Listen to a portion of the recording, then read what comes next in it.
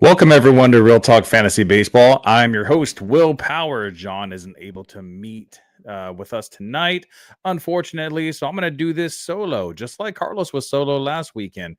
We all got to take some time off once in a while, so here I am. Hopefully, I'll bring you some good content, and if you have any questions, put them in the comments. If you are listening or watching now, make sure you hit that like and subscribe button or follow if you are on Apple or Spotify. And also, you can scan that QR code in the top left hand corner. Follow us on all of our social medias. So, today we have a pretty extensive show. So, we are going to talk about Spencer Strider's 2025 debut, some of our fan favorite breakdowns, and we have a subscriber requested Tommy Edman breakdown. Tommy Tanks from Los Angeles Dodgers. So, getting right into it, we're going to talk about Spencer Strider. And there we go. All right. So Spencer Strider, 2025 debut. Let's see. He made his 2025 debut yesterday versus the Toronto Blue Jays in Toronto. He ended the day with 5 innings pitched. He issued 1 walk, allowed 2 earned runs on 5 hits, and struck out 5. So biggest takeaway I have, velocity is down about 2 miles per hour. He hit 98 on the gun a handful of times, but he averaged about 95.4. While 2 years ago, he was consistently hitting 97.2. And 3 years ago, he was at 98.2. So there's a decrease in his fastball velocity. I wouldn't really say it's too concerning right now at the moment, just because this was his first start back from Tommy John surgery, and it's about the same velocity that he had during his extended spring training. I feel like the velocity will probably just come back eventually. He just needs to work up to that. But another big takeaway, he did throw 97 pitches in this start, in his first start back, which is usually kind of unheard of. But I'm sure the Braves were, treading carefully with Strider and making sure that he was ready to actually go to 97 pitches. So like I mentioned, his fastball velocity is down, but it looks like the slider actually got better, maybe. So the velocity on his slider's down also, but he added 4.1 inches of vertical drop and 3.3 inches of horizontal movement. And in his start yesterday against the Blue Jays, he had 12 called strikes plus whiffs on 29 sliders and 14 called strikes plus whiffs on 58 fastballs, a total of 13 whiffs against a really good hitting team in the Blue Jays.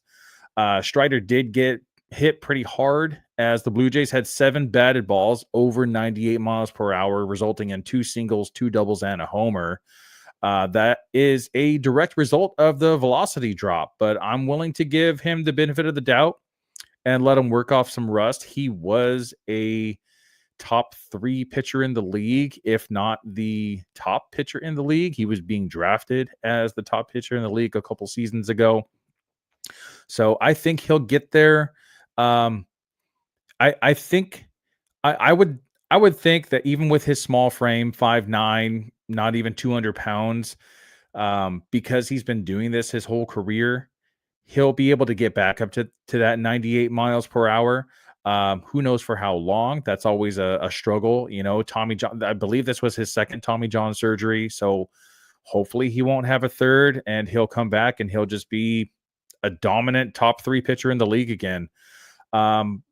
Majority of his fastballs were high in the zone, and I think that's where the problem was yesterday when he did get hit hard by the Blue Jays, because you can do that when you're throwing 98 miles per hour.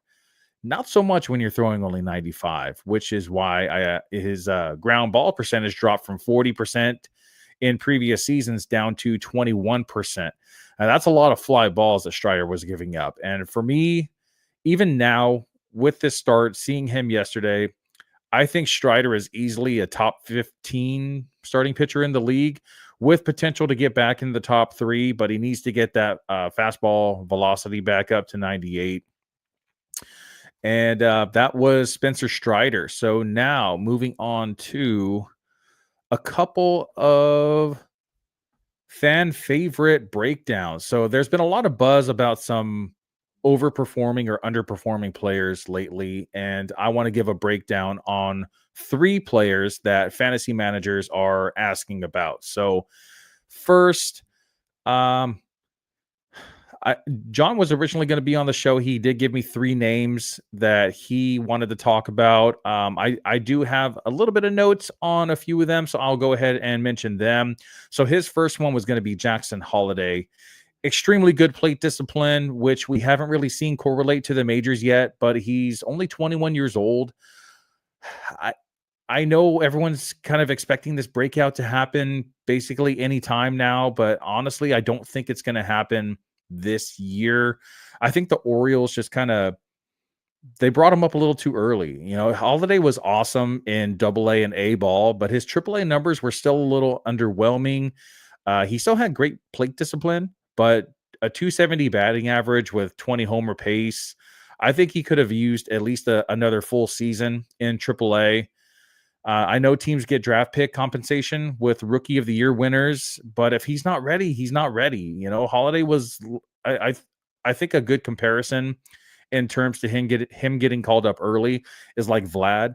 Vlad from the Blue Jays was rushed to the majors, and it took a few years for him to finally break out. And when he did break out, it was definitely worth the wait. But are we going to have to wait 4 years for Holiday to finally break out like we waited for Vlad?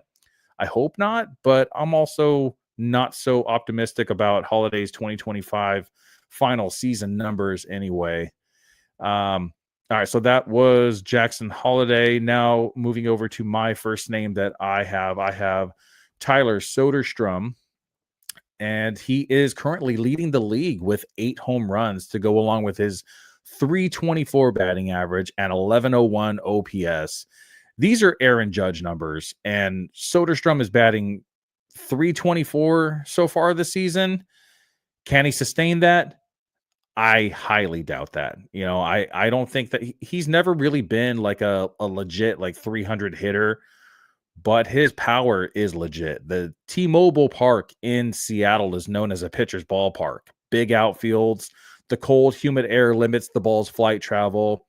It's not easy to hit home runs there, and Soderstrom hit 3 of his league-leading 8 home runs in Seattle.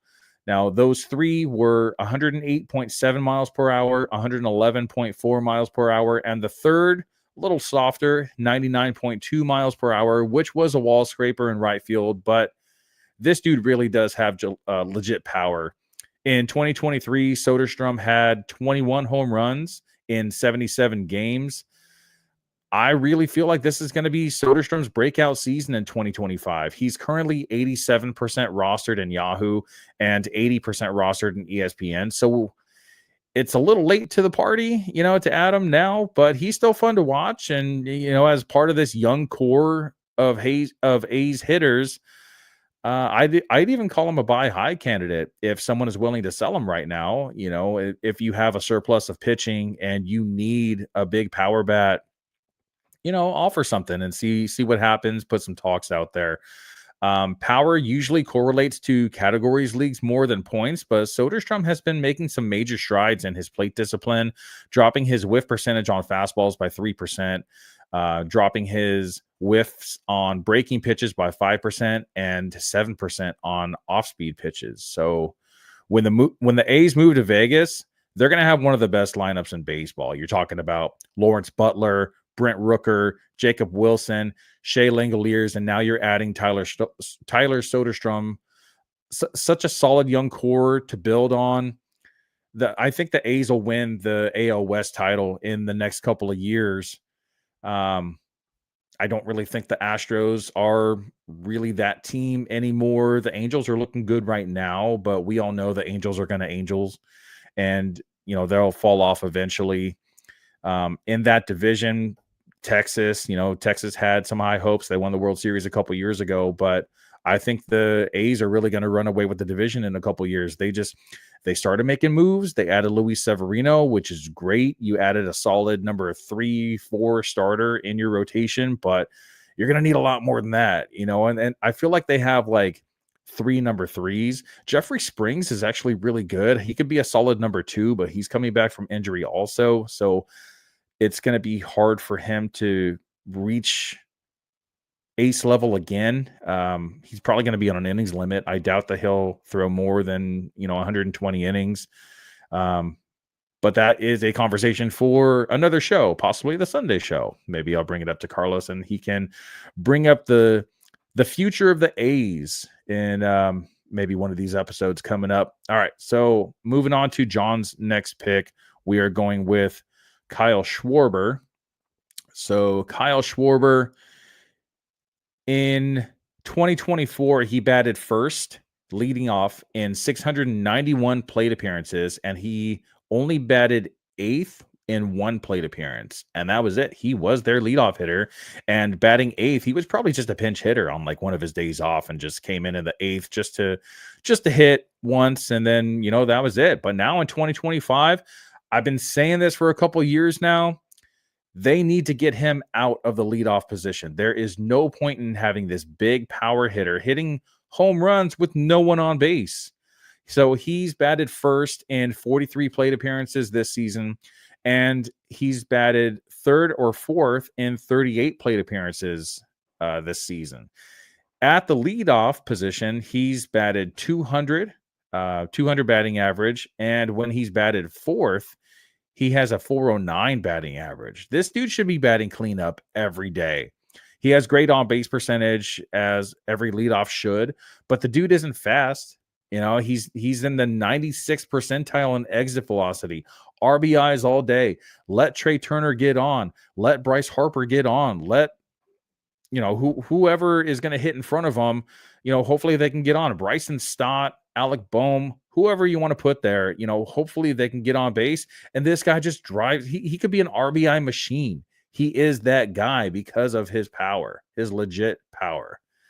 All right, moving on to my next pick.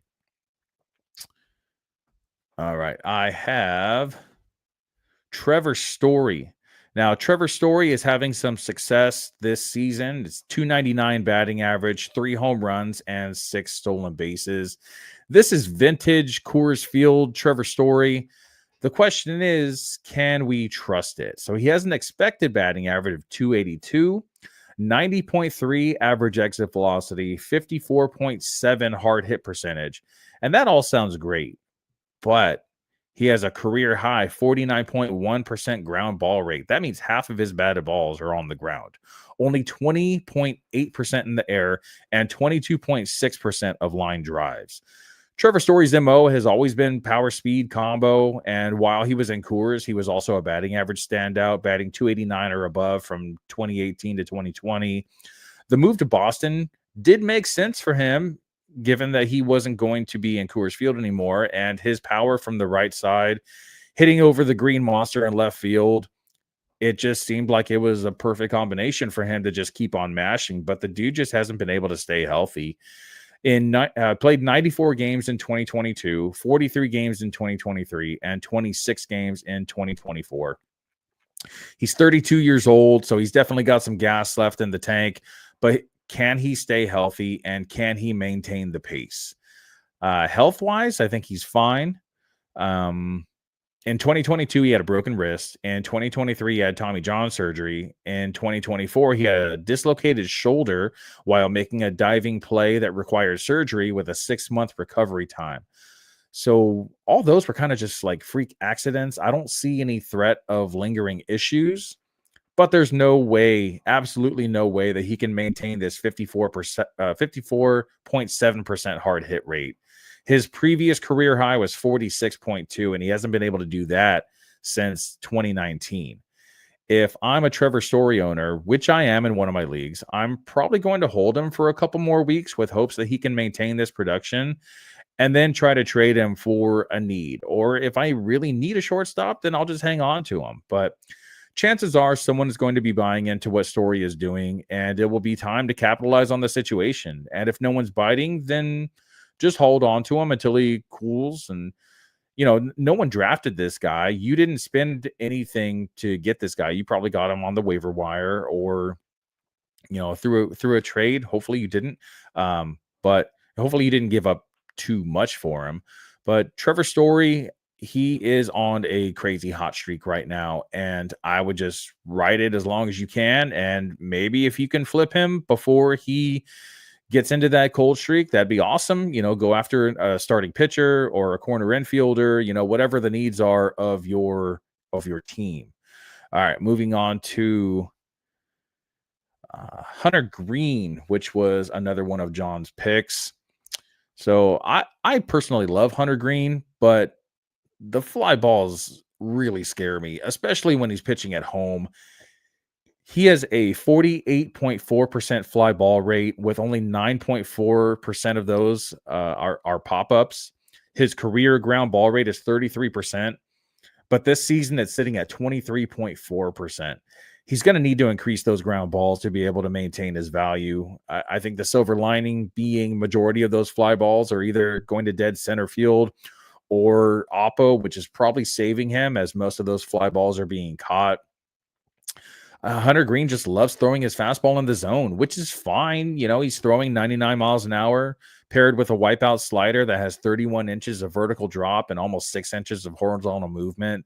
So I think he'll be okay, but just be wary of those fly balls, because a lot of those fly balls will eventually turn into home runs. All right, moving on to my next pick.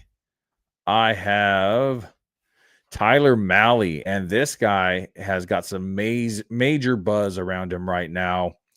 In his latest start versus the Angels, Mahle looked like an ace. 11 whiffs on his 92 mile per hour fastball. How do you do that when you're in the bottom 20% of the league in fastball velocity? His fastball has a lot of movement. That's how. It really should be categorized as a rising fastball, 19 inches of induced vertical break, and his splitter had 5 whiffs on 14 swings also. Splitter had an average 6 inches of vertical drop, but had a max vertical drop of 12 inches. So that 6 inches doesn't really do much. You're not fooling anyone on that, but 12 inches of vertical drop, like, that is insane. That's like Yamamoto splitter level. So looking really good. Tyler Mahle has always been interesting, and now pitching in a pitcher's ballpark, I think Mahle could be a solid number 3 on your roster. He is only 43% rostered right now. Some of the names I would be willing to drop to add Tyler Mahle: Walker Buehler, Tanner Houck, Ronel Blanco, and Gavin Williams. So if you have any of those guys, any of those struggling pitchers, and Tyler Mahle is available, I would drop any one of those guys and add Tyler Mahle right now. All right, guys. So we have one more breakdown for you. Tommy Edman. Tommy Tanks is what they're calling him right now, because this guy just keeps on hitting home runs. He is currently tied for 3rd in the league with 6 home runs. So Tommy Tanks was requested by one of our subscribers, Colin Grotehouse. Thanks, Colin, for tuning into the show and for this breakdown request. So Tommy Edman has been fine for most of his career. Biggest standout has been his speed on the base paths. He stole 89 bags between 2021 and 2023, but has never really stood out at anything else until now. Expected batting average is 303. Average exit velocity is 91.6.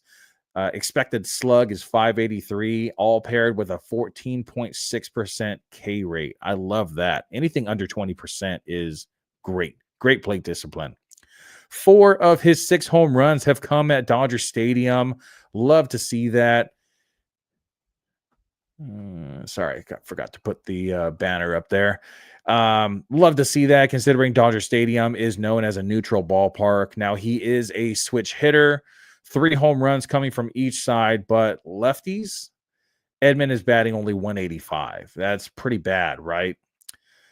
Even with those 3 home runs, but career-wise versus lefties, Edman is batting 280, which means he's actually underperforming versus lefties and also overperforming versus righties, as his career batting average versus right-handed pitchers is at 259, which is still good, but it's not as good as his 3.0x batting average in 2025 would suggest. So Edman is hitting the ball harder than ever.